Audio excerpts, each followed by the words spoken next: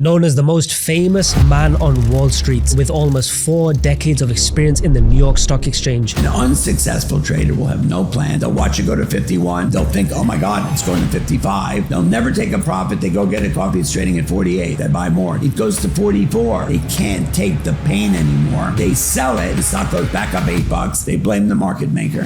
Introducing Peter Tuchman, also known as the Einstein of Wall Street. In this episode, we explore not only exact strategies for profitability, but also the history of the markets itself, what it's like trading on the New York Stock Exchange on the trading floor. This is a must-watch episode for any trader who wants to make it within the markets, to learn from somebody who's been doing it for decades, a professional trader with verified results lasting the test of time. Information is a funny thing. I, as a broker on the floor of the stock exchange, have access to information called market on close imbalances. What does that mean? That means there's a birdie who once told me that if you put $250 a month into the S&P 500 from the age of 22 till you're 60, you will have $1.3 million. The 60-year-old thing may not be that sexy, but $1.3 million is very sexy. Certain traders would believe that the market is operated by a central algorithm and that price is delivered, price is engineered, and that there's higher powers, let's say. Is there any elements of truth in that? Yeah, I don't believe so. So look.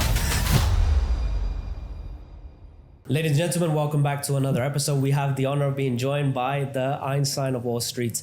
Peter, thank you very much for joining. My honor, thank you, sir. You've given us a moment of your time in a busy schedule for the summit, sure. New York to Dubai. So I want to take this episode directly to value. The audience that we have are retail traders that are looking to learn. And I want to take this opportunity with the unique background that you have, being from the Wall Street, the stock exchange, and traditional finance. I want to start off with retail traders in my generation. We are obviously looking to social media to learn, and a lot of YouTube videos and so forth, platforms like this.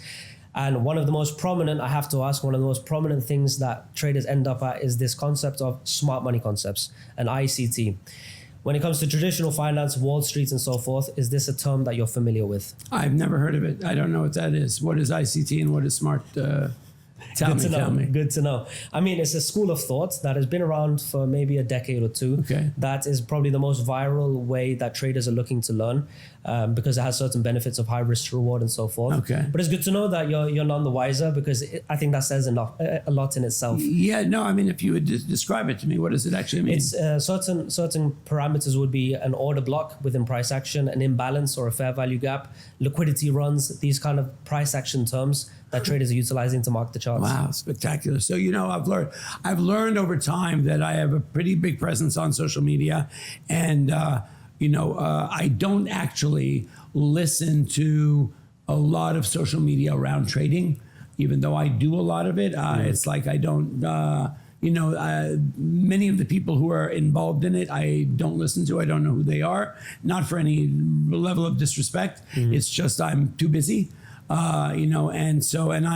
My way is different. I've learned that my way, look, a lot of that terminology, I don't know the words and they don't mean anything to me. Sure. When I deal with retail, so I have an academy with my partner, David Green, called Wall Street Global Trading Academy. We have thousands of students from all over the world, and they will often talk to us and ask us questions about like the iron condor and all these wild, I guess, trading strategies within social media of today, and it's not our wheelhouse. We don't know anything about it, and so we are more traditional, I guess, or it's terminology that I'm just not familiar with.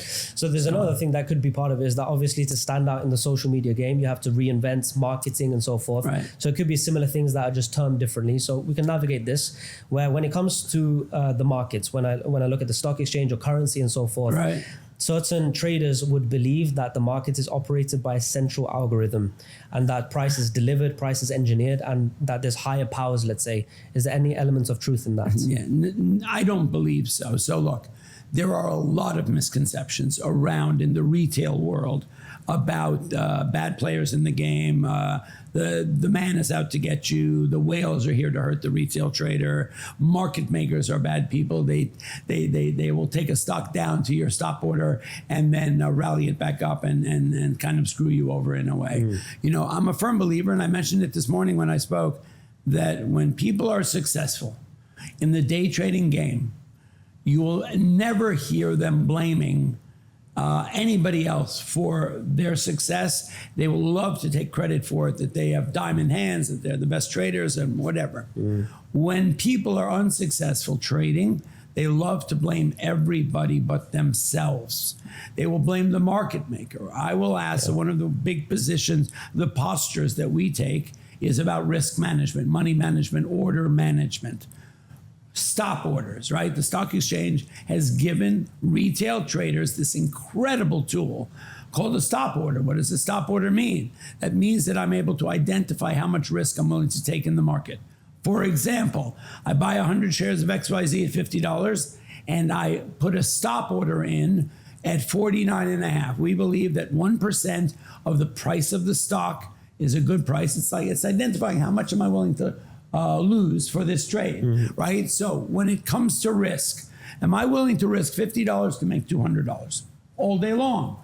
Am I willing to risk $200 to make 50? Well, no, I'm not, because net, one losing trade, it will take me 4 winning trades to break even. So I'm always chasing failure.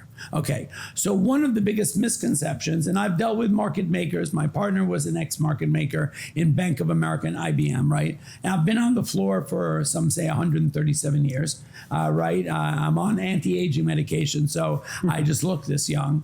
And I've dealt with market makers. I've dealt with traders. I've been on all different sides of this market, right? I started in 1985. I've been a retail trader, an option trader, a convertible arbitrage trader on the floor. I've done risk arbitrage. And throughout all this time, up until recently, I'd never owned a share of stock for myself. Okay, a little known fact. Okay. Reason being that as a registered broker on the floor of the New York Stock Exchange, who has a seat on the floor of the stock exchange, I am not allowed to be in a stock for myself personally and for a customer within a 30-day period. Because of insider information regulation. Correct, exactly. Okay, understood. So with that being said, I built a strategy 16 years ago around trading market on close, and I'll be happy to explain to you that. Of course. But I trade all 347 stocks that are in the S&P 500 on the floor of the New York Stock Exchange. So in the S&P 500, obviously there are 500 stocks. 347 of them are on the NYSE. The rest are on NASDAQ. Reason being that back in the day, right, there were valuation issues, and a lot of the new startups and a lot of the new tech did not have the valuation warranting a listing on the NYSE. Their valuation needed to be 250 million plus. I'm not sure the exact numbers. And so they went to NASDAQ. NASDAQ's rules are a lot more lax when it comes to capitalization and the ability to list an IPO. So that's why you'll see the Netflix and the Amazons and the Nvidias and those listed on the NASDAQ over-the-counter market as opposed to the NYSE. So I want to explore. So you've been, well, I guess next year is your 4th decade completed on the New York Stock Exchange. So you've been around in the game a lot longer than most of the viewers that I have. I'm only approaching my 1st decade in the markets. And so therefore I haven't seen full market cycles and the ups and downs that an economies can have. And I think in your time, we've had the crash of 87, we've had the dot-com bubble, we've had the crash of 08, we've had COVID, we've had quite a lot of turmoil, and it seems like they are rather cyclical. And with everything that's going on in the world, with the prospect of wars and all these kind of things, how do you see the future of the US, the future of the markets, and any future crashes that could be coming, or how to even navigate these kind of situations? I appreciate the question, a great question. First of all, it's important for me to note that I don't use the word crash very lightly. The terminology that is historically used in the stock exchange, in the financial business, like recession, inflation, the death cross, the yield curve, bull markets, bear markets, are no longer relevant in my belief, in my world. Okay, the world changed during COVID, right? I don't think for the better. Okay, I was basically patient zero at COVID. I got COVID on March 15th, 2020. Wow. I was incredibly sick. I had 103.7 for almost 3.5 months. I got meningitis. Wow. My cervical spine collapsed. I've had 7 surgeries since then. I was in a neck brace for the last 4.5 years, up until recently. So, and I was given 4 days to live at one point during my journey throughout this. So it changed my life and ruined my life in lots of ways. But I'm a survivor, so I kept going. What happened during, so if you imagine the stock market and the financial industry and the economy as sort of like, when you're a little kid, your dad gives you a 20-piece jigsaw puzzle, and then as you get better, as you get smarter, you get a 50-piece puzzle and a 100-piece puzzle, right? So if you think of the stock market like that, the components, all the different things that happened in COVID dismiss the relevancy of so much that we historically call the standards of Wall Street. Okay, you cannot use a term like a bull market and a bear market that you understand as something that happened within the economic cycle of a decade or a generation or whatever it is, when in January of 2021 at 11 in the morning on January, I don't remember the day, I think it was the 23rd, in the morning we were down 1,400 points at 11 a.m. And the press was talking about, oh my God, we are now in a bear market, the first bear market historically. A bear market is a 10% drop from the last sale and for an extended period of time. I'm not even sure the actual definition of one. And then the market reversed. And by 2 o'clock in the afternoon, we were actually in a bull market. Right. And so when you have something that historically used to take generations to happen, right, now happening over lunch, well, you need to reevaluate these things, especially when, people use them in such a significant way that these are economic cycles. These affect markets. They affect how people invest in the market. They explain the economics of our country. I mean, it suddenly went at COVID to a 1,000-piece jigsaw puzzle with so many different components that, the world's changed since COVID. And I could describe to you in detail. Fortunately, I have a photographic memory. But if we go back to I'll go back to February 12th, 2020. The markets were trading at record highs across all indices. Okay, February 12th was the day because that was the top.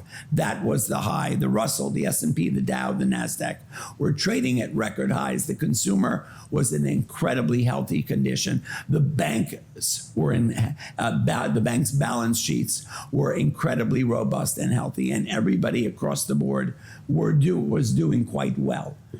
Little did we know that 6 weeks later, the market would have sold off 10,800 points. People would be dying in the streets, and that the market would careen off of a cliff, and we would be entering a global pandemic, which changed the world forever.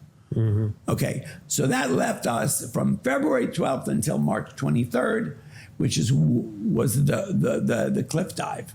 Okay, and everything changed that day, right? Everything about the market, everything about our lives, everything about the economy, everything about everything, right? Suddenly, and it was, look, every crash, and I use the term in a serious fashion, going back to the crash of 1929 has been net a better buying opportunity and selling opportunity. Every one of them, every crash. And there've only been a handful of crashes in history. Going back to 29, right? Going back, and I don't know that much about, the World War II and all that time. It was a different time, and we don't need to go there. There's plenty to describe and talk about between then and now. But the crash of 80, and I was there for all of them except the crash of 29, even though some people believe I was around for that time. Some people believe I signed the Buttonwood Agreement, but that was not true. So out of the dozens and dozens of prop firms that exist in the whole space, who can we really trust? Whether they use slippage, whether they use types of drawdown, unrealistic trading conditions, every single prop firm has hidden tricks. So after thorough research and speaking to a lot of traders, Alpha Capital is definitely the best prop firm in the space. So apart from their no commissions, low spread, no slippage, great reputation, never denying a payout, because you are a Titans of Tomorrow viewer, you get a special discount on every evaluation just using the link or using the code TOT for Titans of Tomorrow. So there was a crash of 87, and people should know, and I hope your audience does this research because history is powerful, and history really explains a lot of where we are, and I don't need people to dwell on it, but in order to understand where we are in the economic cycle and where we are trading and investing, it's really, and to have an overview and an overall perspective of what's going on, it's important to know the history.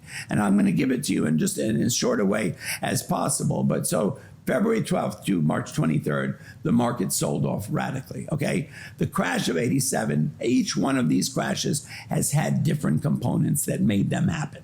Okay, I don't need to go back to 29, but the crash of 87, we were coming off of a record high in the market. There were some insurance issues. There were a lot of different components. It's long for me to describe each one of them, but people should investigate it because each crash, 87, 2000, COVID, what was in the middle, and the dot-com bubble, yes, right? Each had very distinct components that contributed to the crashes that happened later on.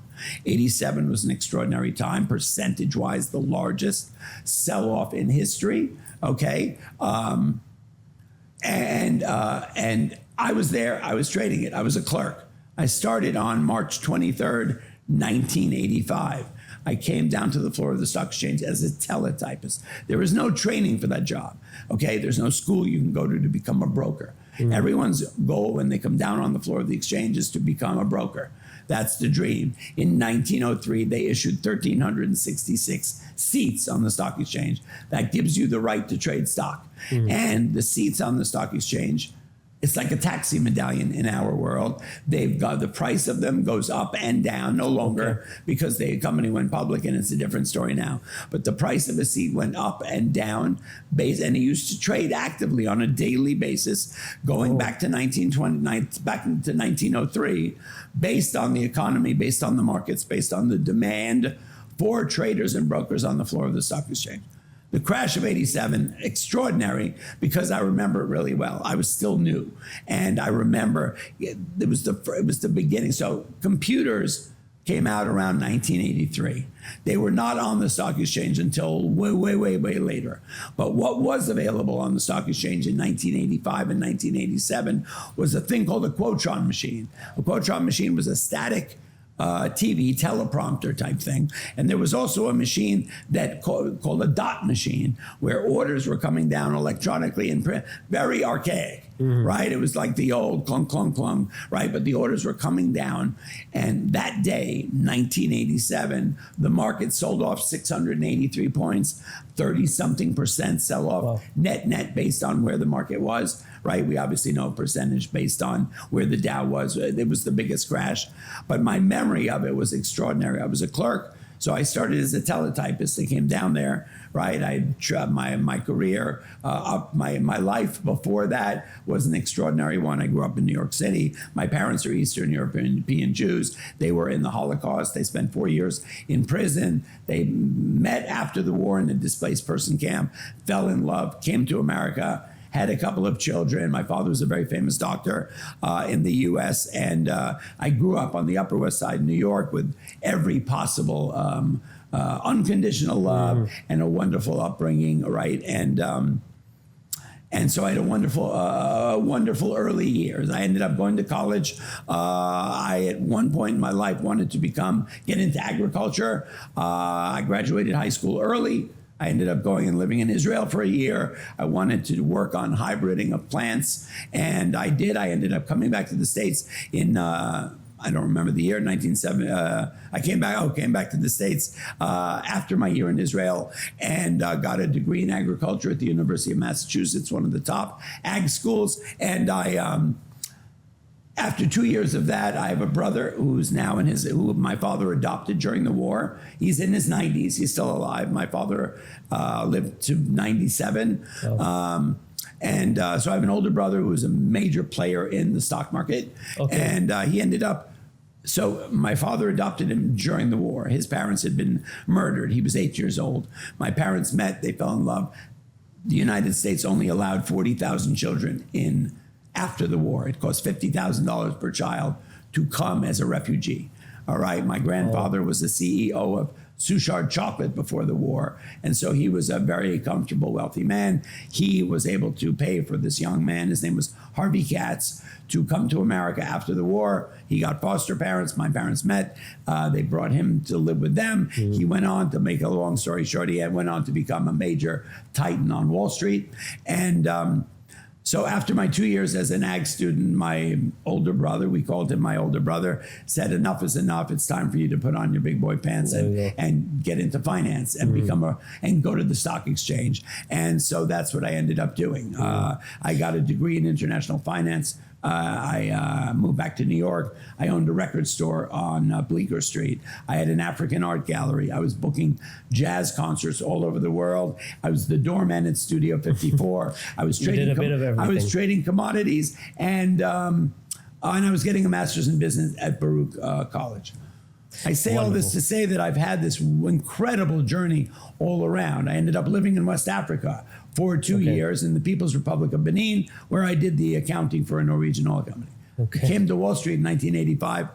I was 26. I had already lived a few lives, right? But I think I was a young entrepreneur with a real hunger for chaos, adrenaline, excitement, and what Wall Street ended up offering me, which was when I walked onto the floor of the stock exchange, the chaos, the excitement, and this incredible dynamic.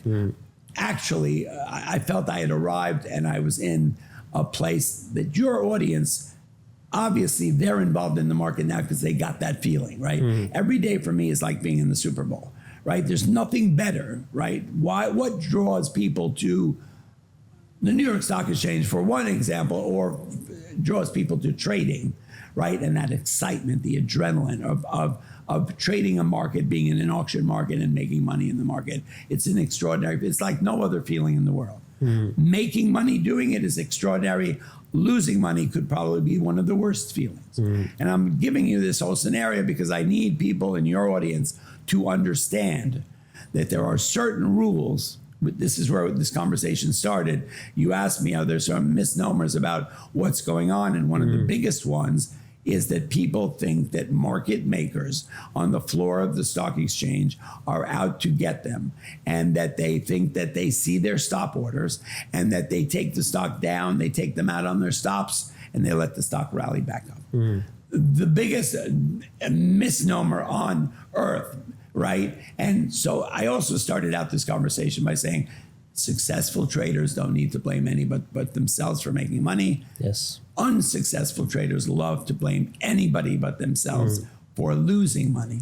And at the end of the day, one of the reasons I've embarked on this journey to educate, motivate, inspire the new generation, your audience, to become great traders is because suddenly all of you young people in the investment and trading community who got invited to this party that you were never welcomed at up until 2020, right? During COVID, Webull, Robinhood, suddenly, before all that, you needed to be an accredited investor to day trade or invest in the stock market. That meant that in order to open up a trading account, you had to prove that the money you invested or that you were trading with, if you lost it all, would have no effect on your standard of living for 5 years. Nobody but the 1% of the 1% could ever say that. I couldn't say it, right? So that kept it very exclusive. That's why very wealthy people are the ones who are in the market. For me, this term, so you mentioned a lot of things. One thing I want to latch onto is obviously the retail traders and their composition in the market is probably a drop in the ocean in terms of the orders that they have. A lot of trading strategies around this day and age, at least, a lot of retail traders that are watching utilize liquidity and terms around that. Obviously, in the stock exchange, you have access to the books, you have access to the orders. Does any form of manipulation, any form of liquidity have an effect in the markets? As you're saying, it's not necessarily the market makers attacking, but is the manipulation of orders or spoofing, these kind of things, something real? Good question. So look, there always are going to be bad actors in any space. There are bad actors on social media, those who are doing the pump and dump, those who are doing the, who are like the Jordan Belforts of the world, that those people do exist. That was real. The Ivan Boskis of the world, people who come into the market and manipulate the market, right? The floor of the stock exchange, fortunately, has never been a place until Jordan Belfort was a place where a lot of that fugazi stuff, I'll use that word, really went on. But I don't want the retail trader to think First of all, that the big players, the institutional players, the hedge fund people are out there trying to manipulate the market to hurt the retail trader. By nature, by the size of what they're doing, they move the market. Are they sitting up there rubbing their hands together, right, with pointy ears and, planning to go screw everybody over? I don't believe that at all. The market makers are not out there to hurt the retail trader. I don't think, by nature, the size of their order flow and the connections that they have, obviously they have access to more information, not inside information, just more information. Information is a funny thing. I, as a broker on the floor of the stock exchange, have access to information. Everybody who has a seat on the stock exchange has access to information called market on close imbalances. What does that mean? That means that the order flow coming in, okay, I got to go back for a minute. The New York Stock Exchange used to do 80% of all the volume traded on the US markets back in the day. Now we only do about 35% of that because they deregulated the trading platforms and the market making community, so that basically anybody who can create a platform, whether it's a dark pool or whatever, where if you get a buyer and a seller, you have a marketplace. And they kind of were a little bit lax about the way they set up the rules. So I think there are now probably 70 different trading venues that people can go to. Okay.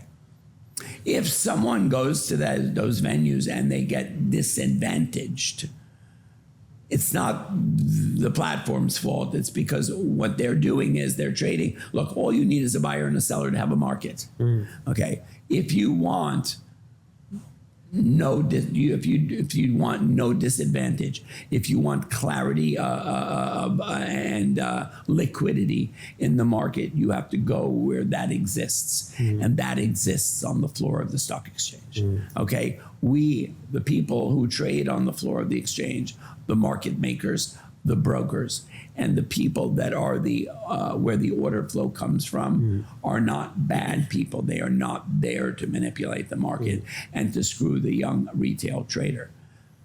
All that being said, it appears that I'm one of the only ones of the old guard who has taken it upon themselves to include the young new community, because that's who I am. That is, a lot of the brokers who I grew up with, right? And I don't consider myself an old timer. I consider myself a long timer.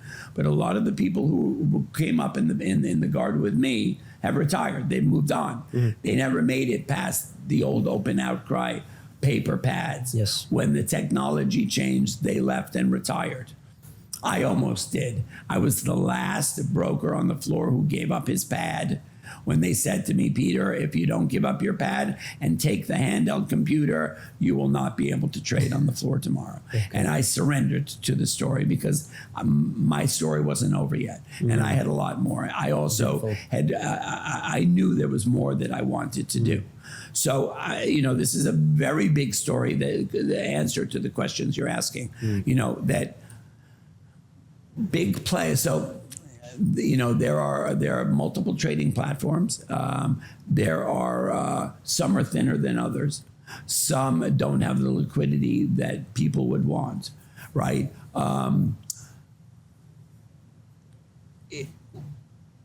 Retail traders should know to go where there are. So, okay, NASDAQ and the NYSE. NASDAQ is a trading platform where a lot of the tech stocks went, as I said in the beginning of the conversation, because of the capitalization issues. Okay, there are no market makers on NASDAQ. NASDAQ is a strictly electronic marketplace. So in the absence of public buying or selling, the book is very thin, it's very empty. You may go try and sell 1,000 shares of Amazon on NASDAQ's marketplace.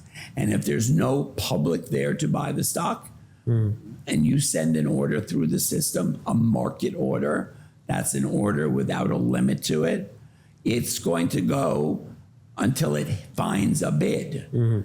Now, it may be down $1, it may be down $5, right? We've seen those things called flash crashes. A flash crash is a time where somebody hits a bunch of buttons to try and dump stock. They're just maybe people were at lunch with these things, and so there was a huge gap in the liquidity of that stock at that time, and the guy sold it down $9, right?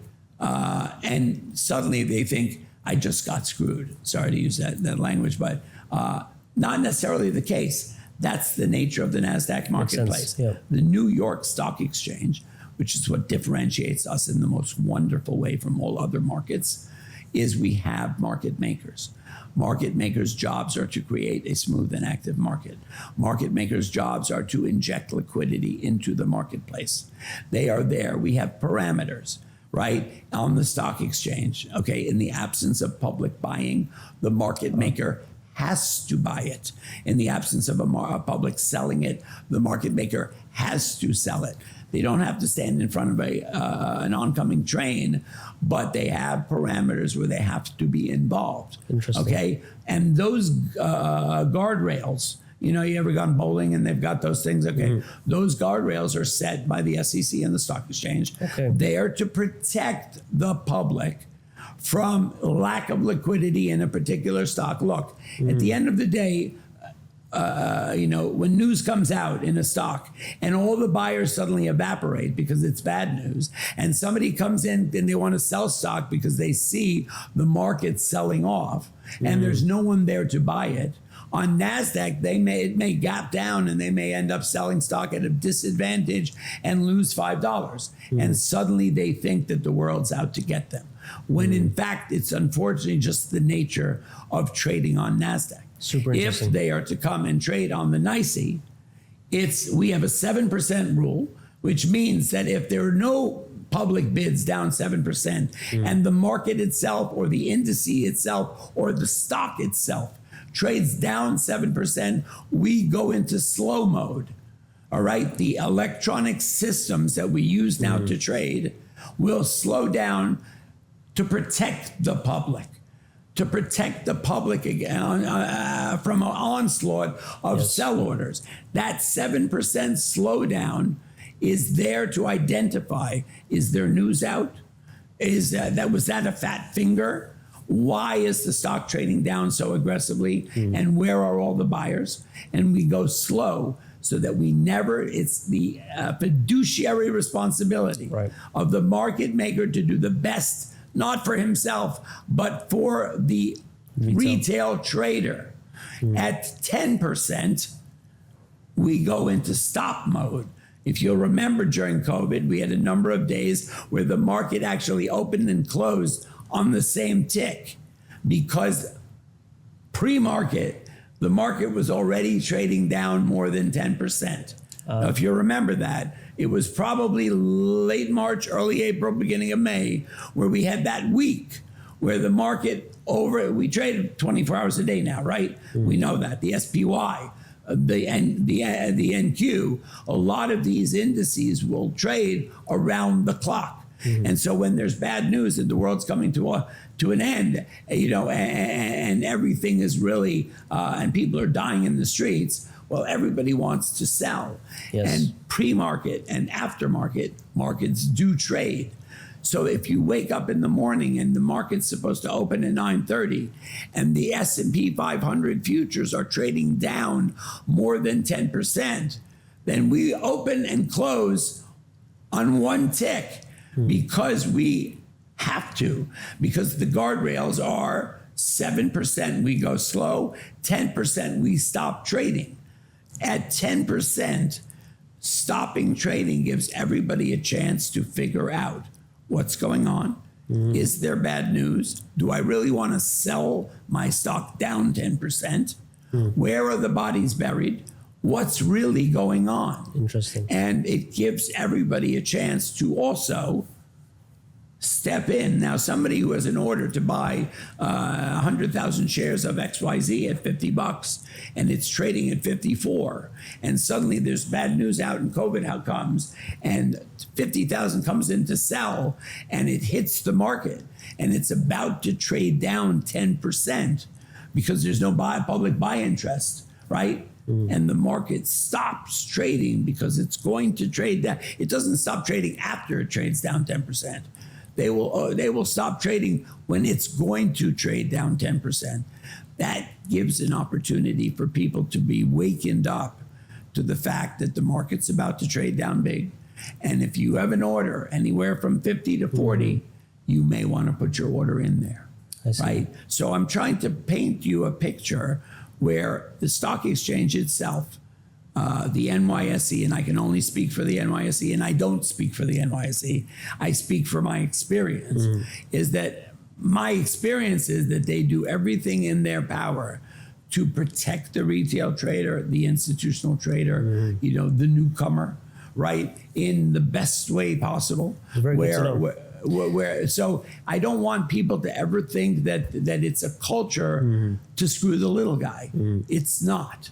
If someone gets disadvantaged, there's probably some recourse for it. I think it comes back to the blame thing you said, that losing traders would rather address and point the fingers and scapegoat something else than but themselves. A conspiracy figure. It's very interesting that we got this clarification. As a trader, it's very simple. You have to find an edge and then you have to have a mind so you can follow that edge. But how do you know if you're performing correctly or not? You have to know your data. And TradeZeller is going to show you everything that you need beyond the surface level win rates and performance and equity curve. It's going to show you detailed reports. It's going to be your backtesting tool, strategy testing tool, playbooks, notes, and it's going to be a full journal. It makes your journaling easier, faster, and more meaningful. Whereas if you were just documenting on an Excel spreadsheet or taking screenshots on your iPhone, you wouldn't be able to pull out the data that you need. The correlations that the AI within TradeZeller is pulling out for you. There's so much variety and utility within the software that I think it's essential for any trader. So the link somewhere below is going to take you directly to the TradeZeller website. I'm not getting paid. This is for you. If you want it, if you like it, go ahead and explore it, and probably you'll be using it for years to come.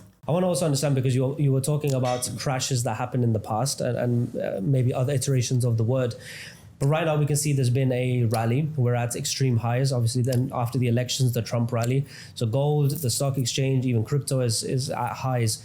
When you mentioned when there's blood on the streets and the market are at the lows, it was actually a better time to buy than sell. Correct. Now in the flip scenario, when the market's at the highs, how do you prepare yourself? Okay. So in order to answer that question in a responsible fashion, I would like to give you a quick synopsis of 2020 till now and then go over 2024 for a minute because it's significant. So as I described, February 12th, records highs across the board. March 23rd, records trading at their lows after the crash of COVID. The Federal Reserve is given the tools by whoever to use the ability to print money in order to even out or protect markets, economies, and whatnot. During the financial crisis of 2007, when we needed to bail out AIG and the banks and Lehman went bankrupt and all that kind of stuff, the Federal Reserve, in order to prevent a complete crash of the market, printed $800 billion, and put it into the market over an 18-month period of time to backstop all of the companies that were going to crash or go out of business or go bankrupt. It took 9 years for the market to get back to even after that injection of liquidity and after that crisis. When COVID came along, the Federal Reserve was confronted by a situation they had never seen before. The world was confronted by a situation they had never seen before. And they, fortunately, in my world, they learned from the mistake of 2007 because they ended up printing $3 trillion, injected into the market over 3 months because the difference between the financial crisis of 2007, right, was so significantly different than the COVID crisis that it warranted that kind of severe and aggressive posturing in order to protect the country and the world from going under. If we did not do that, and this is not a political statement at all, I'm a firm believer that if Jay Powell did not print $3 trillion and backstop the market and get us in a way shorter period of time, in 3 months, we were back to even in 3 months. Okay, think about that. March 23rd was the crash. $3 trillion got thrown into the marketplace to bail out everybody, plus stimulus and whatnot. By August 19th, we were back to even. And the market was up 20% in 2020. It was up 28% in 2021. So we did not. Now, I'm a firm believer that if we did not do, they did not do what they did, that we would all be on bread lines today. Oh, wow. And it's not a political statement, right? I believe that's reality, right? Because if you think about it, it's a way different story. The crash of 07, 08 was a predatory lending environment where bad guys were selling bad products to people who could not afford them, right? And right, I mean, everyone should read about it because it's a fascinating story that they tried to sell credit in houses to people who couldn't afford it, promising them that the market was going to go up and they'd be, don't worry, you're not going to have to pay it back. The market's, by the time you need to pay it back, the value of your house is going to go up and blah, blah, blah, all that kind of, they sold them a bill of goods, which was a lie. The market did not go up. They all defaulted. Yes. So what did they do? They sort of put they ended up with a lot of bad debt, right? Morgan Stanley, Goldman Sachs. Yep. And so what did they do with it? They had to offload all this bad debt. So they put it in a nice box with a ribbon and they sold it to someone else, 50 cents on the dollar, right? Some bank in India, some bank wherever it was. Right? They took it. Anybody in the industry will buy something for 50 cents on the dollar. So when they got that box, pretty little box with a bow, and they opened it, they said, oh no, what did I do? This isn't even worth 50 cents on the dollar. I just bought a box of, right? What do I do with it? So they turned around and sold it for 10 cents on the dollar to some unwittingly poor person, right? And that kept going down the line until someone at the end opened the box and blew the story to the world that, wait a minute, they just did this predatory lending and they just crashed the world's economies, right? And then on top of it, they were selling credit default swaps against it. It's like if I buy insurance out on your life and I poison you. That's what they did, right? Isn't that what Goldman Sachs did? They bought insurance against everything defaulting. And then they were making it default. Yep. That's the crash of 07. Let's go back to 2020 for a minute. So we were in a way worse situation. People were dying in the streets. It was not an American thing. It was a global thing, right? And suddenly we had the world coming to a complete shutdown. People were not getting on planes, trains, and automobiles. People were not going to Macau to gamble. People were not going to school. People were not going to work. People were not cutting down trees to build houses. People were not exploring oil to put on planes to go fly around the world because nobody was getting on planes. The whole world came to a screeching halt. It's hard even now to imagine that we did that. We lived through it and it happened. So in order to do that, and I have a lot of respect for Jay Powell because if he didn't have the foresight to do what he did, we would all be on breadlines today. The whole world's economy would have collapsed. Wow. So I'm a fan and it has nothing to do with politics. I just know that's my gut feeling. It's my opinion. Okay. So we put $3 trillion into the market over 3 months, back to even by August 19th, up 20% in 2020, up 28% in 2021. And then we came to 2022. With all of this printing of money and COVID and nobody going to work and the whole world coming to a stop, suddenly we had inflation. Everything cost more. People didn't want to go to work. Yep. But it was not a result of Joe Biden or any of these other things, a result of COVID and the printing of money. It was a perfect storm in a way. Okay. The only way to deal with this, right, how do you curb the inflation? You have to take money out of the money supply. How do you do this? You raise interest rates because up till then we had zero interest rates. NVIDIA, Microsoft, whoever was doing R&D, whatever, was able to borrow money for free. Anybody would happily borrow money for free if you're offered it, right? You can pay it back when you're ready and you don't have to pay any interest, okay? In order to take money, so they just put all this money in the system. We ended up with inflation. How do you combat inflation? One of the tools the Fed has is to raise interest rates, all those companies are less likely to borrow, right, at that price, and suddenly all the money is being taken out of the system, and that's a tool the Fed has to curb inflation. And what do you know? It worked. They raised interest rates 18 consecutive times until we went from 0 to 5.5%, and we were able to get inflation down from 8.5% to 2. It was a perfect work. Right? Shout out to Jay Powell. Pow, pow, pow. Amazing. Okay? And this isn't political. This is basic friggin' economics. I don't even think I passed Econ 101. But it's just I needed to understand this to be able to do what I do now. I needed to understand why the market is where it is and does what it does. Because it's a new world. It's not, I can't use the analysis and my knowledge of past things, because as of COVID, the world changed. 1,000, the puzzle went from being a 500 piece to 1,000, and a very weird puzzle. A lot of weird colors, a bunch of funny shapes, right? All that stuff. So 18 consecutive interest rate raises. Now what do we have to do? In order to do that, we have to start, we have to decide how to combat that. And that takes something about cutting interest rates. 2022, right? When you raise interest rates to that level, it's going to put pressure. It's just basic economics 101 on the market. So after two amazing 48% rally in 20 and 21, the market had to take a pause. It had to sell off. That's just the nature of markets.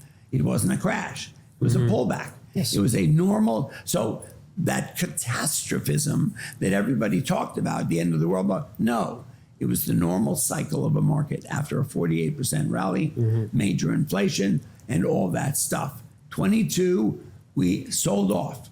Now, what people do, and it's happening a lot now, is people don't understand that markets go up and they go down, right? I do a lot of Fox TV, and Neil Cavuto, one of the big guys, a very close friend of mine, he always asks me, he says, Pete, you've been down there a long time. Is the market going to go up or down? And I say, yes. I'm the only guy who tells the truth. The market's going to go up or down. Yes, that's what markets do. In 2022, that's what it did. After 48%, it's going to sell off. Then we come into 2023, okay, and they said, okay, we're going to have 7 interest rate cuts now in order to stabilize all this craziness that we just went through, right? And then we started looking at payroll, unemployment, all the other components of economies and markets and all that stuff. And we realized that we don't need 7 cuts. We maybe need 5 or whatever. 2023 was the 2024, the first quarter of 2024 was the best first quarter since 1995 or something, okay?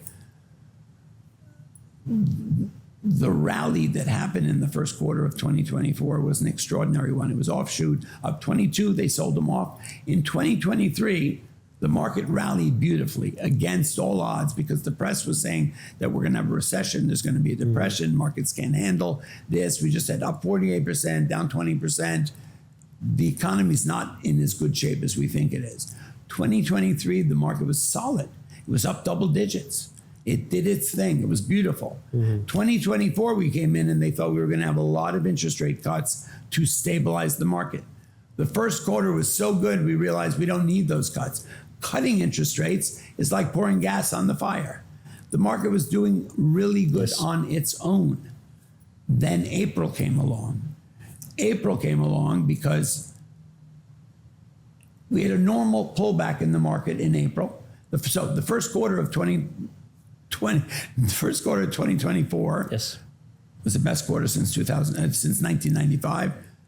April was a normal sell-off. Think about this. NVIDIA was trading at $108 February 2023.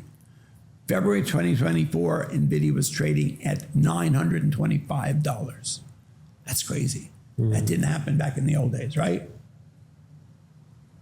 So April was a pullback. And I'm saying all this, and it's a long story, I know it is, but what I want people to understand is, when markets do what they did in April of this year, I can count on one hand how many pullbacks, consolidations, sell-offs we've had in 2024. There have been 5, maybe 6.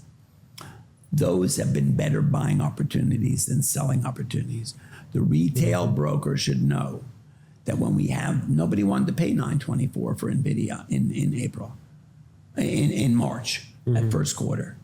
And when April, it sold off 250 points, they didn't want to buy it because their idea is, oh my God, if it's down 200, we must be in a crash. The media was telling them too. Yes. We must be in a major sell-off. It's the end of the world. Dogs and cats living together. It's going to be crazy. When in fact, that was one of the best buying opportunities of all time. Retail traders should know from an investment point of view that April of this year, July of this year, August 5th of this year, the Black Monday in Japan, the first week of September of this year, and October 5th, that's 6 times, those were all gifts to buy stock. Everyone should have a retail day trading account, and everyone should have an investment account long term. There's a birdie who once told me, and I'm not a financial advisor, that if you, as a young 22-year-old, put $250 a month into the S&P 500 from the age of 22 till you're 60, you will have $1.3 million at the age of 60. Compound interest. The 60-year-old thing may not be that sexy, but 1.3 million is very sexy. Okay? People need to change the whole psychology.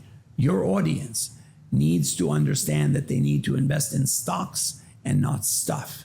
Think about all the money we waste on stuff, on buying stuff on Instagram. Everything that we buy, that the minute we buy it, it goes down in value. We really need to evaluate whether we need that stuff. Think about it. If I put $250 a month into the S&P from the age of 22, I'll have passive income.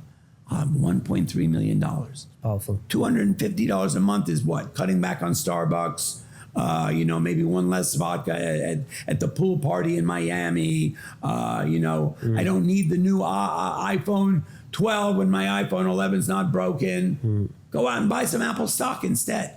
Everyone needs to change the whole psychology and mentality about investing in their future. This portion of like investing, I truly agree with the power of it. The only concern I have, let's say, is the age. You said that people don't want to wait a whole lifetime to then have that $1 million, which then makes the shiny object syndrome of meme stocks and meme coins and crypto and the returns that they seem to provide becoming the new appealing thing. And a lot of novice young investors end up there, usually buying at all-time highs. How would you navigate that with my generation usually leaning towards that, but traditional finance and traditional investors just going for the S&P 500? The quick satisfaction. We're in a generation now, we want what we want when we want it, right? I will go on Instagram, buy something for $22 and then spend $37 having it delivered to me yesterday because I have to have it. Urges last 20 minutes. Walk around the block, have a piece of chocolate, and don't worry about it. And you won't end up buying all those things that are not valuable. Okay, so this is not a get-rich-quick scheme. They need to develop a sense of discipline and consistency to be a good day trader and a good investor in the market. No one wants to wait a lifetime to make a lot of money, but they don't have to. There are successful day traders and there are unsuccessful day traders. Okay, I will happily give you a wonderful scenario. I have an academy called Wall Street Global Trading Academy. We put together, when COVID came along, 40 million new retail traders came into the market. Webull and Robinhood invited all the people who were never welcome at this party to the party. They did not include an educational component in the story. That's why me and my partner took it upon ourselves, feeling the responsibility that with our experience, it was and my platform on social media. I felt it was my responsibility to educate, motivate, and inspire the new generation of traders to become responsible, successful traders. It's very simple. The tools to be successful, I'll give you a quick analogy. There's 2 kinds of gamblers. If you've ever been to, I'm sure everybody here has gone to Vegas, Macau, wherever you may go to gamble. There's 2 kinds of gamblers. There's one who goes to Vegas with $1,000. They have a plan. I'm gonna play I'm going to play my $1,000. If I make 1,000, I'm going to walk away from the table. I'm going to go have a steak at Ruth Chris, take my kids to see Elton John, and I'm going to go back to my hotel room and sit by the pool. That's a disciplined, successful gambler. An unsuccessful gambler without a plan goes in with the same $1,000. He's up 1,000. He thinks he's got diamond hands. He's the greatest gambler of all time. He keeps betting. He's up 2,000, 3,000, 4,000. He doubles his bets. The next thing you know, he's down to zero. He's been to the ATM 3 times. He's out $8,000. He's sitting out on the corner smoking Lucky Strikes and drinking Hennessy, and he's afraid to call his partner because he doesn't have enough money to pay the rent. Same thing about day trading. A successful day trader will have a plan when they get into the market. Why am I buying or shorting this stock? Okay? They're going to put a stop order on every order they enter and never move that stop order if it comes toward them. They're going to start to take a profit when they can, not when they have to. If I buy 100 shares at 50, I put a stop order in down 1% from the price of the stock. If it goes to 49.5, I got stopped out. I move on to the next trade. I lost $50. I can survive that. Doesn't make me a loser, doesn't make me a bad trader. I lost $50. If it goes to 50.5, I sell half my position. I raise my stop order to break even. Now I just made $50 and I cannot lose money on that trade. That psychology, that confidence of having made money and not be able to lose money is the most wonderful thing in the world. That confidence, that new rearrangement of your mind will make you a good trader. It goes to 51, I sell 25% more of my position. I raise my stop to 50.5, where I'm now locked in a $0.50 profit. And I do a bracket order or scaling stop order, whatever it is, and I get as much out of the trade on the upside as I can. That's a successful trader. An unsuccessful trader will have no plan. They're just going to buy it because Uncle Herbie told them to, some signal service told them to, FOMO, hype, hope, not successful trading strategies. When they buy stock, they will not have a stop order. They'll use a mental stop. I don't even know what that is, okay? They won't take a profit. They'll turn a winning trade into a losing trade. They'll watch it go to 51. They'll think, oh my God, it's going to 55. It's going to the moon. They'll never take a profit. They go get a coffee. It's trading at 48. What do they do then? They average into the stock. They buy more. It goes to 46. They buy more. It goes to 44. They can't take the pain anymore. They sell it. Inevitably, the stock goes back up $8. They blame the market maker. 3 losing trades. One of the great tools of Wall Street Global Trading Academy is when you're having a bad, know when to stop when you're making money and know when to stop when you're losing money. The irresponsible losing trader will have 3 losing trades. They're going to revenge trade. They're going to double up. I got to make it back. I can't accept a loss. Okay? And in our book, in our school, 3 losing trades. I lost 50, I lost 50, I lost 50. I turn the machine off, I go home. I'll come back from a losing day. I'll come back from a losing week. But I will not come back from a $50 loss becoming an $8,000 loss. Okay? So these are the 2. I just gave you the scenario of a successful day trader and an unsuccessful. These are 5 rules that you could write on a piece of paper, put it on the wall, put it on your computer, duct tape it to your dog's behind. But watch it, read it, look at it, right? Hire someone for $50 with a 2x4. Every time you do something silly, let him smack you in the back of the head. There we go. You've been very generous with your time. I want to wrap up the episode with, you mentioned earlier on, you have a specific strategy, something about day close. I didn't quite fully catch. Right. If we could summarize that as we wrap up the episode. Sure. So as a broker on the floor of the stock exchange, I have access. Okay. What's the best way to describe this? Okay, imagine that you're a hedge fund, you're an institution, you have 1 million shares of IBM to buy. In a world where the market goes up and down, it can be down 1,000 points at 11, it can be up 1,500 at 12. How do I go back to my customer and tell them why they should use me as opposed to just using an algo or using the system? As a broker, a human being on the floor of the stock exchange, in a world that's being taken over by technology, I need to give my customer a really good reason why he gave the order to me, okay, and not, okay. So imagine I'm a large institution, I have 1 million shares of IBM to buy. What would I do with it? Me as a broker who's been doing this for 40 years, I'd buy, okay, large investors want to put their order flow where there's a lot of volume, because otherwise people will see what they're doing. They don't want to be front run. They do not want to do that. So on the opening bell of the NYSE, there's a lot of volume. On the closing bell of the NYSE, there's a lot of volume. So they will often embed their order flow on the open and the close. If I have 1 million shares to buy of IBM, I'll buy 200,000 shares on the opening. I'll put 400,000 shares in an algo, 10% from 10 o'clock to 2 o'clock.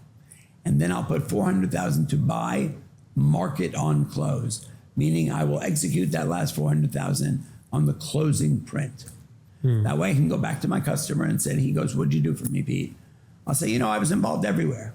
The world, we got 2 wars going on. There's an election. Market's been up and down. It's been crazy. So I bought you a couple hundred on the opening. I bought, 400,000 over the day. So I got you some nice prices, track the consolidation of the global markets. And then I bought you 400,000 on the close. Say, great job. I'm really appreciative of that. Me, Peter Tuchman, as a broker on the floor of the exchange, I get to see all the order flow for the closing bell at 2 o'clock. It's not inside information, it's information. So it's a matter of information is a funny thing. It's just what do you do with the information? Everybody does something different with it. I've been doing this for a long time. So as a broker on the floor, okay, I am able to see that order flow for the closing bell. So I built a strategy 16 years ago so I know that markets move up or down as a function of the dollar notional value of each stock. 1 million shares of Visa is more significant in moving the market than 1 million shares of Carnival Cruise based on its price. Okay. So I worked and I built parameters. Okay. So I know that every $400 million there is to buy or sell is going to start to move the needle. Okay. So at 2 o'clock, and this is kind of proprietary, but it's also something I cannot disseminate to people except other broker dealers, right? So unfortunately, I can't share it with retail people. However, but it's what I do. So at 2 o'clock in the afternoon, my handheld computer that the stock exchange gives me populates with all the orders for the closing bell. Okay. So I get to see that. I will put out, I have a bit of a spectrum-y brain. I will look at the orders on my handheld, and I will estimate how many dollars there are to buy or sell at 2 o'clock. Then I will have my son and 5 other people who work for me input all these imbalances for the closing bell into a spreadsheet. What's an imbalance? Well, 500,000 to buy, 300,000 to sell means 200,000 to buy, 300 paired off. Make sense? Yes. Okay. So all the orders come in at 2 o'clock. They are updated every 5 minutes until 4 o'clock. Okay? So I take that information that's given to me on my handheld and I build a spreadsheet from 2 o'clock until 3:50. Okay, at 3:50, this information goes out to the public, not just the regular public, anybody who subscribes to Bloomberg. Okay? So I have the information before most people, not before other brokers on the floor of the exchange.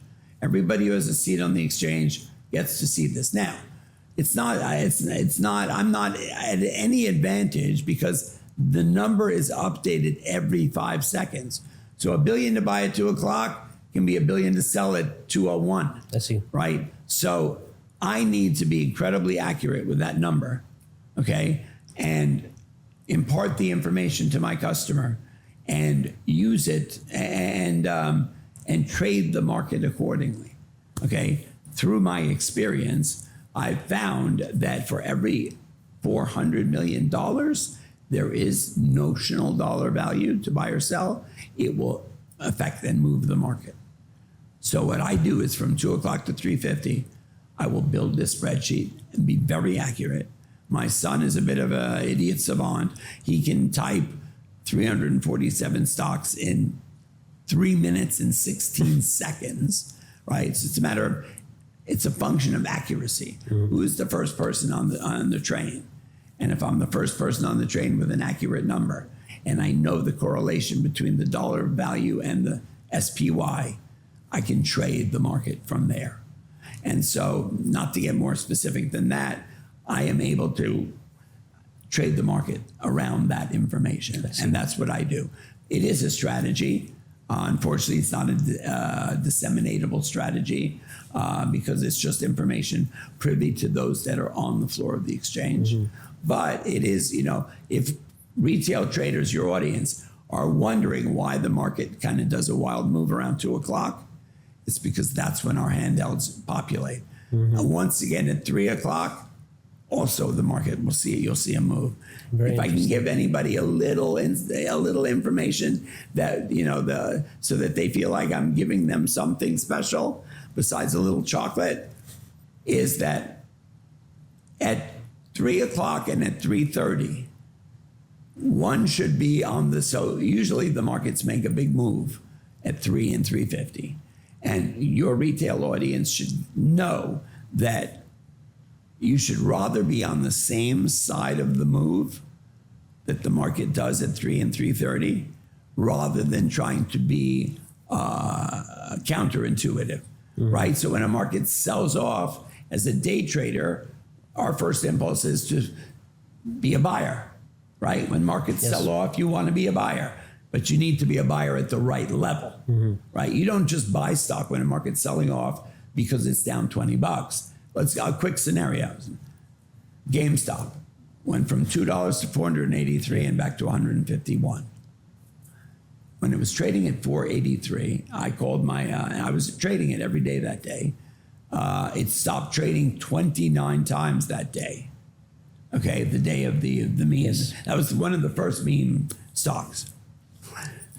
It was trading at 483, and I called my partner and I said, David is a technical analyst, right, at Wall Street Global. He's my partner. I said, Dave, where do we buy GameStop? It went from 2 to 483. It's trading down. It's trading at 390, at 370. Where is their support? And he said to me, the next level of support is $151. And I said, you got to be kidding me, right? So you're telling me it's going to go down $300 before it hits support? And he said, technical analysis, moving averages, pivot points, RSI is telling me, right, that the next support in this stock is $151. Oh. Sure enough, it went from 483 to $150.75, right? It went down $300 and only broke David's price by a quarter, and it went up $37. That's a shout out to technical analysis. That is the power of technical analysis. Why does it work? For lots of reasons. A lot of it is because a lot of people are reading the same info. And if everybody sees the interrelationship of moving averages and RSI and all of that stuff, and you see where the support and resistance are, that it fulfills its own prophecy. Makes sense. Because everybody's on the same page. Makes sense? Yeah, of course. Peter, I want to say that we have a lot of fans waiting for you in the summit. So you've been very generous with your time. It's a pleasure.